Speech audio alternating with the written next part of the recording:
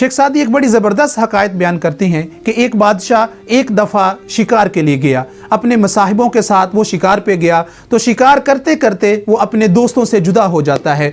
जब वो जुदा होता है, उसको भूख लगी होती है, प्यास लगी होती है, खाने पीने की अशिया पास नहीं होती, तो वो तलाश करता है। तो थोड़े दूर जाकर उसे एक बाग नज़र आता है, वो अनारों का बाग होता है। वो उस बाग में दाखिल होता है, वहाँ एक माली होता है, निगहबान होता है, उससे कहता है कि मैं प्यासा हूँ, भूखा हूँ, मुझे खाने के लिए कुछ दो। अपनी शनाख्त को ज़ाहिर नहीं करता कि मैं बादशाह हूँ। जब वो एक मुसाफिर को देखता है माली, उसको बिठाता है, अपना एक प्याला उठाता है और अनार के दरख्त से एक दाना उतारता है, उसको उतार के उसको निचोड़ता है, तो उससे इतना रस निकलता है कि वो सारे का सारा प्याला भर जाता है। बादशाह ने जब ये मंजर देखा तो उसके दिल में हल्की सी लालच पैदा हुई कि जब मैं अपने वापस तख्त पे जाऊंगा, मुल्क में जाकर, अपने दारुल खिलाफा में जाकर ये बाग अपने कब्जे में कर लूँगा। जब उसने एक प्याला पिया, शीरी भी था और भरा हुआ, लज्जत से भरा हुआ था, तो फिर उसको और ज़्यादा प्यास थी, तो उसने दोबारा इजहार किया कि मुझे और प्याला दिया जाए। उसने इस ख्वाहिश का इजहार किया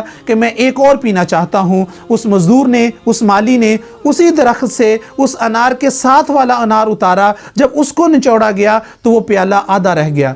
बादशाह बड़ा हैरान हुआ और उसने सवाल किया कि एक ही दरख्त से दोनों अनार उतारे, एक के उतारने से प्याला भर जाता है और दूसरे के उतारने से प्याला आधा रह जाता है, इसकी क्या वजह है? वो नहीं जानता था कि ये पीने वाला कौन है और मैं किसको ये शरबत पिला रहा हूँ। बस उसने ये कहा कि हो सकता है कि कहीं बादशाह के जहन में फतूर आ गया तो अल्लाह तबारक व तआला ने इससे बरकत को छीन लिया। इस हकायत को बयान करके शेख सादी लिखते हैं कि जब बादशाह की नीयत में फतूर आ जाता है तो फिर अल्लाह रिज़्क में से बरकत को भी छीन लेता है। फिर जब हुक्मरान नेक साले नहीं होते, तकवा और तहारत वाले नहीं होते, अदल करने वाले नहीं होते, तो फिर अशिया से बरकतें उठ जाती हैं, अल्लाह की रहमत जो है वो चली जाती है। इसलिए हमें अपने मामलात को दुरुस्त करना चाहिए।